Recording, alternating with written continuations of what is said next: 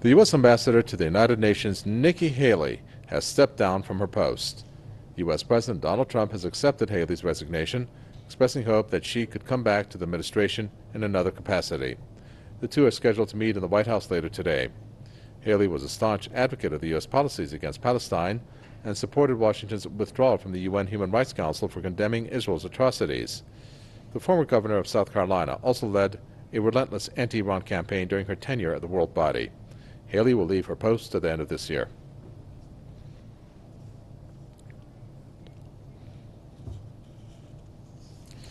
Colin Campbell, a correspondent, joins us now to tell us more about this. Well, Colin, at this point, obviously looking for indications as to why this resignation would have taken place. Do you have any idea or any news out there that may indicate as such?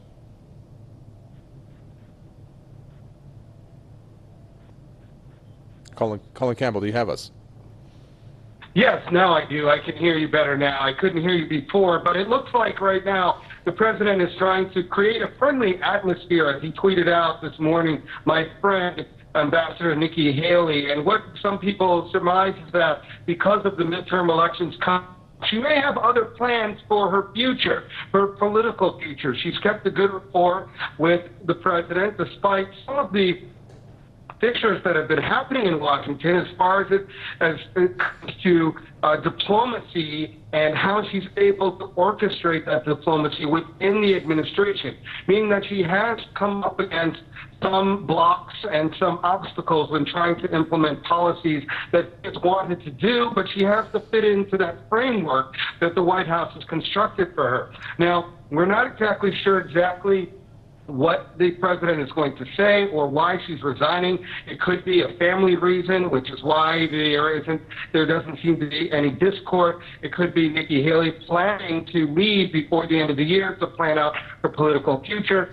Or there might just be a reshuffling in the White House. As we've seen since the president took office, this administration has been one that has really shuffled around its personnel more than any other administration in the past. So we're expected to hear some platitudes from the president, platitudes from the UN ambassador. They'll probably go back and forth, and then there might not be many details as to why she's resigning, and we'll figure out, or we'll try to determine who the president is going to pick to replace her. Okay, we're going to ask you to stay with us, Colin Campbell. We're going to listen to what the U.S. president has to say right now, and then we're going to come back to you. And that was really the thing I think she did best at the United Nations. She got to know the players. She got to know China, Russia, India. She knows everybody on a very first-name basis, and they like her. Except for maybe a couple, which is normal, right? They can't all like you, but they do. They really like her, and I think maybe more importantly, they respect her. So, Nikki, I just wanted to tell you that we will miss you. We'll be speaking all the time, but we will miss you nevertheless, and you have done a fantastic job, and I want to thank you very much. Thank you very much. Thank you. Well, I want to say, first of all, I want to thank the president for just, allowing us to come out and talk to you this way. It has been an honor of a lifetime. I said I am such a lucky girl to have been able to lead the state that raised me and to serve a country I love so very much has really been a blessing, and I want to thank you for that. But I'm most excited. Look at the 2 years. Look at what has happened in 2 years with the United States on foreign policy. Now the United States is respected. Countries may not like what we do, but they respect what we do. They know that if we say we're going to do something, we follow it through, and the president proved that, whether it was with the chemical weapons in Syria, whether it's with NATO, saying that other countries have to pay their share. I mean, whether it's the trade deals, which have been amazing. They get that the president means business, and they follow through with that. But then if you look at just these 2 years at the UN, we've cut $1.3 billion in the UN's budget. We've made it stronger. We've made it more efficient. South Sudan, we got an arms embargo, which was a long time coming. 3 North Korean sanctions packages, which were the largest in a generation, done in a way that we could really work towards denuclearizing North Korea. The Iran deal, bringing attention to the world that every country needs to understand you can't overlook all of the bad things they're doing. You have to see them for the threat that they are. I think you look at the anti-Israel bias and the strength and courage that the president showed in moving the embassy and showing the rest of the world we will put our embassy where we want to put our embassy. You know, all of those things have made a huge difference in the U.S. standing, but I can tell you that the U.S. is strong again, and the U.S. is strong in a way that should make all Americans very proud. And I do want to say that it's not just the president I want to thank. The family in general. The First Lady has been nothing but very, very kind to me. I can't say enough good things about Jared and Ivanka. Jared is such a hidden genius that no one understands. I mean, to redo the NAFTA deal the way he did, what I've done working with him on the Middle East peace plan, it is so unbelievably well done. And Ivanka's been just a great friend, and they do a lot of things behind the scenes that I wish more people knew about, because we're a better country because they're in this administration. I also just have to say, certainly thank you to my family. Michael is a saint, and my two little ones, I adore them.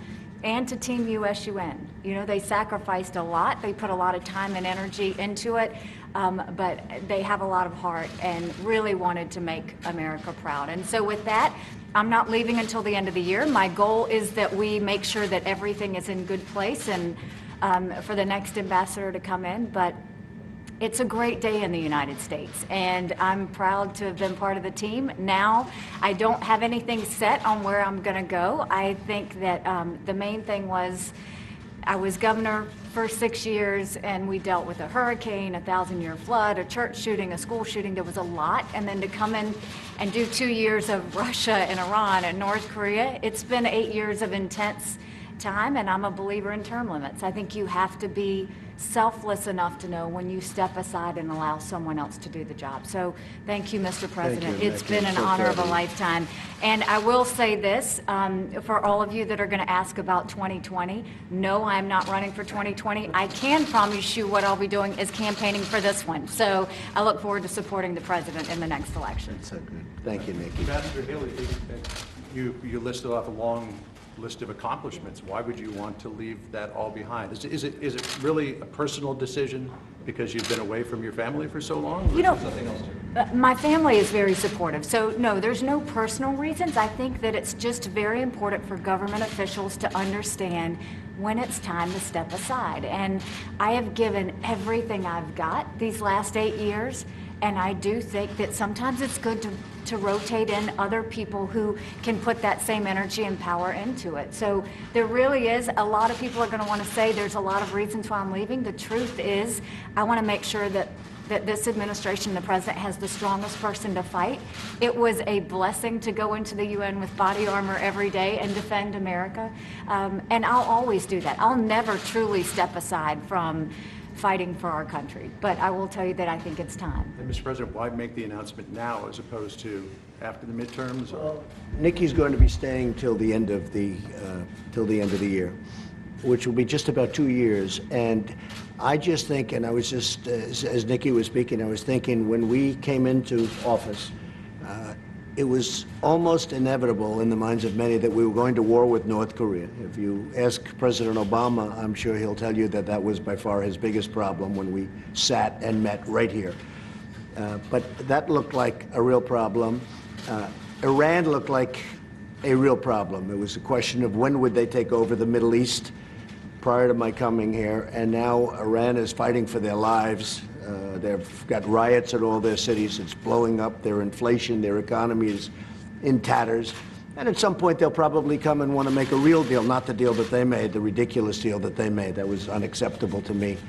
And so we'll see what happens. But what a difference between Iran when we first came, I'd like to say the day before we came, and also if you look at North Korea, I mean, there was a deal that there was something that was it was a devastating, potentially devastating problem, and now the relationships are very good.